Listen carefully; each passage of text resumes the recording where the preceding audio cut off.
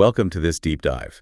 Today, we're really getting into the engine room of government modernization. That's right. Our focus is digital competencies and change management in public institutions. Yeah, moving beyond just the tech platforms. Exactly. We're exploring the people, the processes, and crucially, the skills that, actually make e-government work, or sometimes why it doesn't work. That's the critical premise, isn't it? We've looked at strategy, we've talked platforms, but the research, the findings, they consistently show success is determined far more by people and processes. Right. Not just the shiny new system. Precisely. When those organizational skills and the whole change management piece lag behind, well, projects stall, trust in new services starts to drop off. Citizens just default back to paper forms, right? The old way. They do, Yeah. which defeats the whole purpose. Now, our guide for this structured approach, especially for those of you following the e-government strategies course, is the excellent material provided by Professor Kachlan-Vrabey. And our mission today is really to extract a kind of clear playbook from that. We want frameworks for building digital tiered skills, actually, Okay. and for leading change that actually sticks, sustainable organizational change. Getting public services beyond just having a website, a sort of web presence. Moving towards genuinely integrated transactional services. With the goal, high-performing transactional services. And importantly, we're going to touch on how to diagnose those really deep-seated barriers in organizations. Yeah, things like leadership failures, coordination problems. And how to actually align specific change tactics to tackle those issues. So, before we jump right in, just a reminder. You can find a link to the foundational content, including the key frameworks we'll be discussing, down in the description below. Definitely worth checking out. Okay, so let's unpack this. When we talk about digital competency for, say, a public servant, what does that actually mean in practice? It's got to be more specific than just general computer skills, right? Absolutely. We're talking about a really essential shift here. Moving away from just generic IT skills, knowing how to turn on a computer. Right, the basics. Towards proper public service competencies. Staff need this specific bundle of capabilities, and they have to be tied directly to their core administrative tasks. Okay, so what kind of tasks? Well, being able to find information effectively, evaluate it, produce something useful with it, and then share it. Critically, sharing across boundaries, their own team, maybe other departments, and even the citizen interface. So if we were to define a baseline, like the absolute minimum for everyone in a public institution, what would that look like? What are those practical skills? Okay, think of it as like a digital driver's license. There are 5 core areas. Fine. First, selecting reliable sources, knowing where to look. Second, efficiently finding information, maybe across the internet or external databases. Third, using productivity tools, basic data analysis and spreadsheets, organizing results clearly. Fourth is about presenting that information. And fifth, super important, basic cyber hygiene, how to handle data safely. That foundational level seems non-negotiable then, for everyone. Absolutely, regardless of their specific role. Now, the source material talks about a 3-tiered view: basic, intermediate, and advanced. And it seems the intermediate level, the goal for most operational staff, lines up with some standard assessments. It does, yeah. That intermediate tier aligns very well with established schemes like ECDL or ICDL. Oh, the European Computer Driving License sort of thing. Exactly. That standardized course and test certification usually covers about 7 modules. It confirms a pretty high degree of practical digital fluency. So aiming for that gives organizations a clear, measurable target for upskilling a lot of people. It provides a benchmark, yes, a tangible goal. And tying all that practical skill together, the research highlights something called information problem solving, calls it a crucial transversal competency. The Big 6 framework is mentioned. What's that about? Right, the Big 6. What's fascinating here is it gives staff a repeatable, standardized method for tackling information tasks. It's not random. Okay, 6 steps. 6 steps. Task definition, what do I need? Information seeking strategies, where will I look? Location and access, getting the info. Use of information, engaging with it. Synthesis, putting it together. And finally, evaluation, did it work? Was it good? That structure sounds logical. But honestly, how many people consciously run through 6 steps every time they need to find something, especially for simple tasks. Well, that's a fair point, and it comes down to training. The goal isn't necessarily conscious recitation of the steps every single time. Okay. It's about embedding the behavior, that habit of evaluating sources, defining the scope properly, structuring the results logically. Without that kind of embedded process, people waste time, they duplicate effort, they might produce reports based on flaky information. Which undermines the whole digital transformation goal. Completely. You need that structured approach underneath the tool usage. Okay, this is where, for me, it gets really interesting. We've mapped out the skills needed, but the research seems to point a finger squarely at the top. Why is leadership so often flagged as the biggest structural barrier? Yeah, it's a consistent finding. The expert analyses highlight this significant skills deficit, often at the leadership, even executive level. And here's the kicker. It's often unrecognized by the leaders themselves. They think they're fine, or they think it's an IT department problem. Exactly. They might delegate the tech components, but they personally lack the strategic competency to connect, say, technical trends to the organization's high-level goals. Or they just don't grasp the underlying processes well enough. And that failure, it includes a really crucial cultural piece too, doesn't it? Like managers actively avoiding basic digital practices themselves. Oh, absolutely. That sends such a powerful negative signal. When managers, fail to check their emails regularly, or they demand printed copies of everything. Or refuse to use the internal collaboration tools. Right. They signal this cultural resistance, and it just cascades down through the entire organization. The core insight, really, is that e-government success is fundamentally a leadership problem before it's ever a technology one. So let's break that down. The leadership competency model mentioned outlines 5 essential areas they must master. What are they? Okay, number 1, probably the most critical, vision and strategy. Leaders have to link digital projects directly to defined policy goals and, crucially, define measurable service outcomes. So success isn't how much money you spend, but what citizens actually get out of it. Precisely. Citizen results achieved. Second area, process and performance. They need to understand the operational workflows, how things actually get done, use things like SLA, service level agreements. Manage expectations, yeah. Exactly. And leverage performance dashboards. Make decisions based on evidence, not just gut feeling. Okay, wait. So it's not just about strategy. It also means leaders need to be actively sponsoring things like data sharing. That sounds like a big political or structural challenge, not just a technical one. It absolutely is, which leads directly to the third area, data and interoperability. Leaders must actively sponsor data sharing agreements. They have to push to break down those internal silos. Which are notoriously difficult to shift. Very. And align their institution's data processes with national frameworks. If the leaders don't champion this, frankly, it just doesn't happen. Okay, that makes sense. What's fourth? Fourth is the human element, people and culture. This is about actively incentivizing learning, continuous development, and, really importantly, removing the stigma around asking beginner questions, making it safe to learn. That's huge for culture change. Right. And the final one sounds like it relates to trust. It does. Number 5 is risk and ethics. Leaders have to oversee the design of processes that are transparent, that are auditable. They need to ensure a proper balance between privacy and security. And then communicate that clearly, presumably. Yes, communicate those safeguards clearly to both staff and citizens.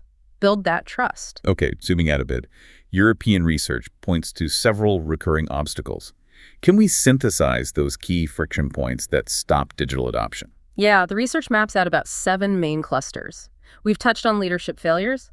Then there are financial inhibitors, budget issues, digital divides and choices, access, and skills gaps, poor coordination between different agencies or departments. That's classic. Always. Then workplace or organizational inflexibility, resistance to new ways of working, lack of trust, both internal and external, and finally, sometimes just poor technical design of the systems themselves. So if we focus on the barriers that a good competency program can most directly tackle, which clusters stand out? Where can upskilling make the biggest difference? Well, 2 really jump out. First, that workplace organizational inflexibility. This is directly linked to aging skill sets, to those entrenched bureaucratic routines that make new digital methods feel, difficult or somehow not the way we do things here. Yeah, that makes sense. And the second? The second is digital divides and choices. This is where inequalities in basic access, but also in basic digital skills, fragment how services are actually used. E-literacy issues, resistance. This is highly relevant for countries like Romania and others transitioning towards more mature e-governance. So competency programs aren't just about efficiency. They're fundamentally tied to inclusion and trust. Precisely. You have to have the competency programs alongside the infrastructure rollout. Otherwise, your shiny new digital services only end up serving an already digitally savvy elite. Right. But when staff are competent in things like usability, accessibility, how they explain system changes, they design and deliver services that build trust and acceptance across the whole population. Okay, so let's bring this down to ground level again.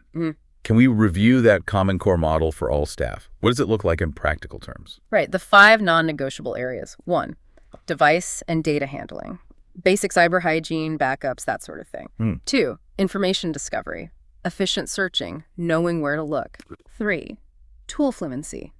Using document templates, working with PDF forms, basic data sorting, or cleaning in spreadsheets. 4, content production and presentation, making things clear.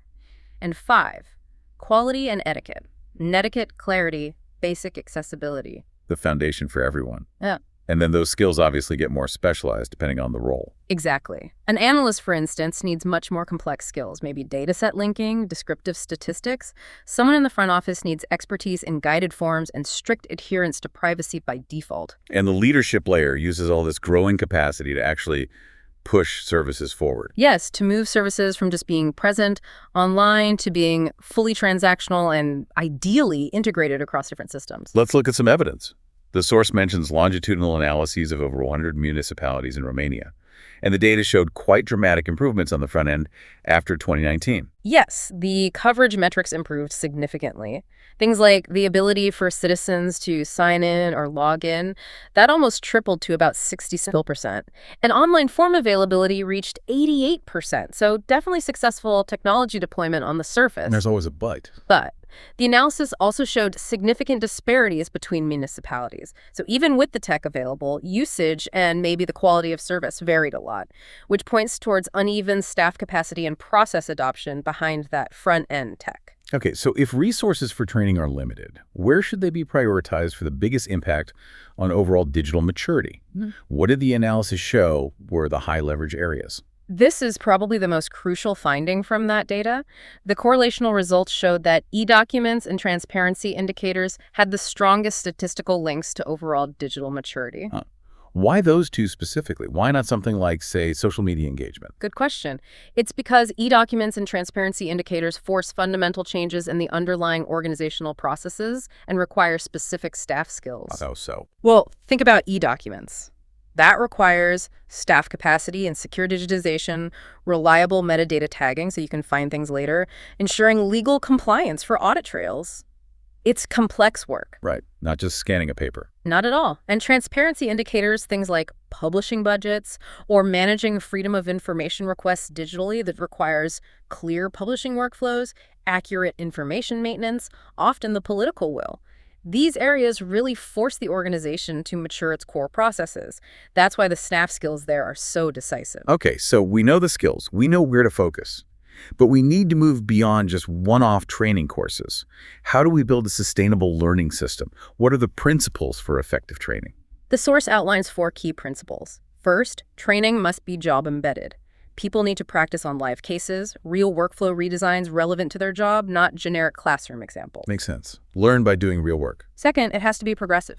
Move systematically. Start with the basics, the digital hygiene, then build up to more complex role-specific workflows. Don't overwhelm people. Okay. Third, it must be recognized. Using certifications like ECDL or ICDL is good for benchmarking, but critically, you have to tie that recognition directly to demonstrable capability on the job. Maybe link it to performance reviews or progression. Right. It needs to mean something within the organization. And the final principle touches on inclusion again. Yes. 4, it absolutely must be inclusive. Offer assisted pathways, maybe coaching or buddy systems for those who are slower adopters. And actively, aggressively destigmatize needing foundational training. Make it normal and okay to start from the beginning. Ensures everyone comes along on the journey. Exactly. Skills and acceptance need to rise uniformly across the whole workforce. Okay, now let's talk about the change management playbook.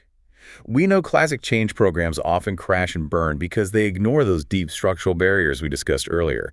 So how do we align specific tactic to those barriers? Let's start with leadership failures. Right. If leadership failure is the barrier, the counter tactic has to be decisive executive ownership and modeling. Leaders have to visibly participate, maybe complete the same foundation courses as staff. But more importantly, they must consistently model the desired digital behaviors. Like being disciplined with email, running paperless meetings. Using the dashboards regularly in meetings, they have to visibly embody the change they want to see. No exceptions at the top. Okay. What about poor coordination? That classic problem of silos preventing end-to-end service delivery. The counter there is using service squads and integration sprints.